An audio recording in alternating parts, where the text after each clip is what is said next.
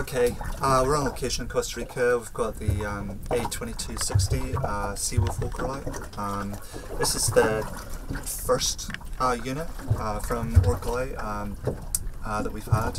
It's 22,000 lumen at the front end, 150 watt LED chip. Going from, I suppose we'll start at the front and end up with a battery. We've got a 90-degree optic on this thing, which is really a video optic. It's a nice soft edge. There's also a 60 and a 45 available, which are more exploration lights. Pretty punchy, especially the 45.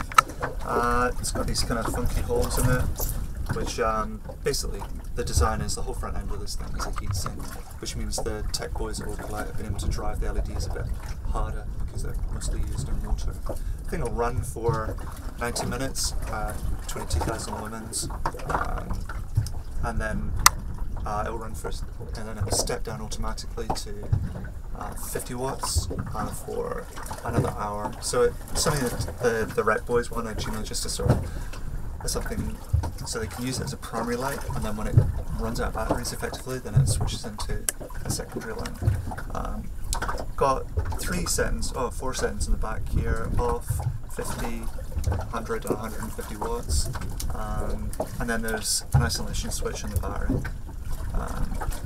We've gone OTT on the protrusions and cable.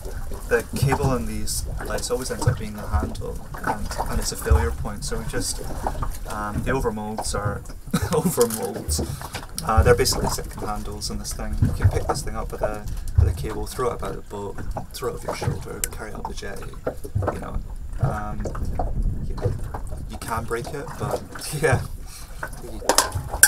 You can pick this thing up, throw it over your shoulder, hand it up to the boat, kick it around the boat, run up the jetty with it. The idea is that the cable is, it's the harness effectively for the light. We've kept quite a lot of dead space in the battery pack. We want to try and keep it as light in the water as we can. It's running at about 400 grams in salt water, which is, like half kilo mark. It's, you don't really notice it. We either clip a tank bands on the bottle, or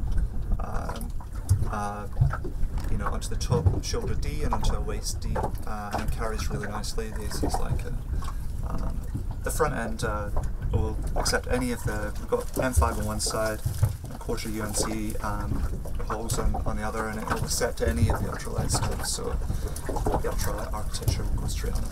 It's a nice unit, good for work, been very popular with all the boys. It's running for president.